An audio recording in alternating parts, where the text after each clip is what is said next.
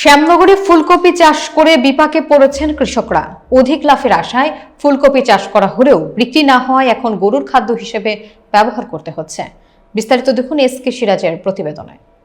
সাতক্ষীরার শ্যামনগর যা শস্য ভাণ্ডার হিসেবে পরিচিত, এখানকার কৃষকরা শীত মৌসুমে ফুলকপি চাষ করে ভালো লাভের আশা করছিলেন। তবে বাজারে ফুলকপির দাম না থাকায় তা বিক্রি করতে না পেরে গরুর খাদ্য হিসেবে ব্যবহার করতে বাধ্য হচ্ছেন। কৃষক মনতোষ মণ্ডল জানান, তারা 2 বিঘা জমিতে ফুলকপি চাষ করেছিলেন, কিন্তু দাম কম হওয়ায় তারা খামারিদের কাছে বিক্রি করেছেন। গত বছর ফুলকপির দাম ভালো পেয়েছিলেন, কিন্তু এবার উৎপাদন বেশি হওয়ায় দাম তলানিতে চলে গেছে। আমরা কৃষক, আমরা কোনো অনুদান পাইনি। আমরা এই ইউনিয়নে কৃষি অফিসের কাছে কোনো সহযোগিতা পাই। বর্তমান কপির যে বাজার, এই বাজারে আমাদের কৃষকের প্রচুর একটা লস হয়ে যাচ্ছে।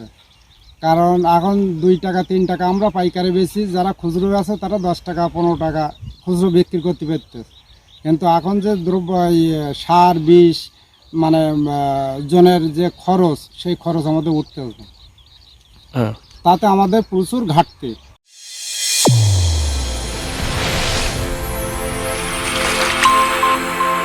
চ্যানেল A1 হৃদয়ের স্পন্দন।